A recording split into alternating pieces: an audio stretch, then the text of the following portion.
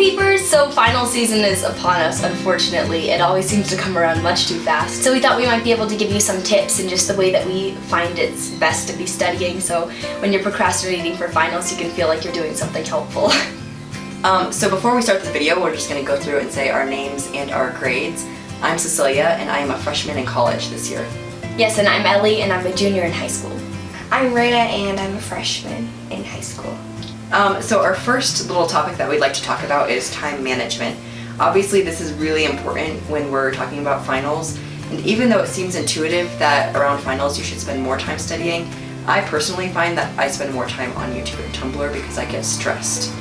So setting timers is something that I found is really helpful. Like if I want to study I don't know, chemistry for an hour and then my English class for an hour and history for an hour, I set timers so that I don't overstudy a certain subject, because that's how I tend to spend my time poorly, is I'll study one subject for the entire evening and I won't study the next one, so it's just unbalanced. So if I set timers and then give myself breaks to go up and get snacks, then I'm able to kind of stay focused and keep things moving.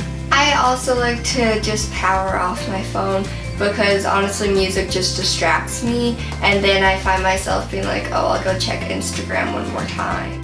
And although people do say that you can study better with music, it is worth noting that a lot of studies show that music actually just makes studying more fun and not more effective. So just keep that in mind if you do decide to use music.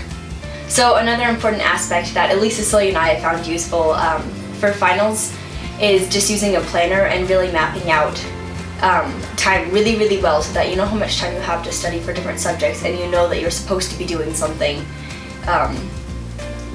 all the time.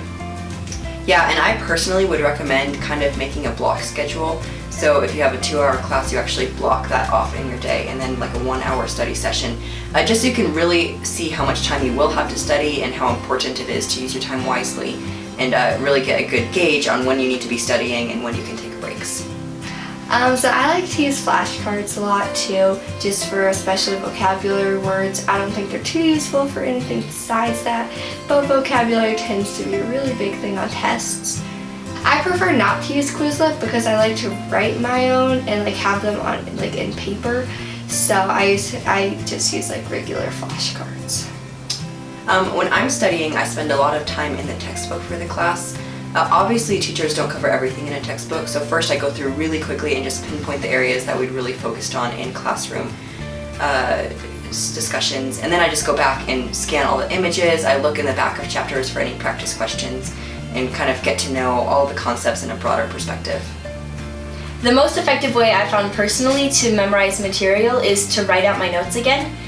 Usually in class I jot down notes really quickly, but I also like to go through the handouts that teachers give and highlight what seems like key terms from that, and like Cecilia was saying, just to make sure that you have the key things that you had in class discussions really highlighted, and then I just go to notebook paper and write everything out in different colored pens.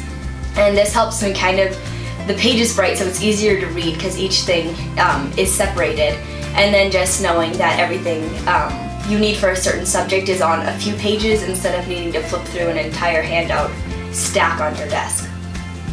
So these are all of our tips for finals. Hopefully it helped, and good luck on all of your finals. Bye! Bye!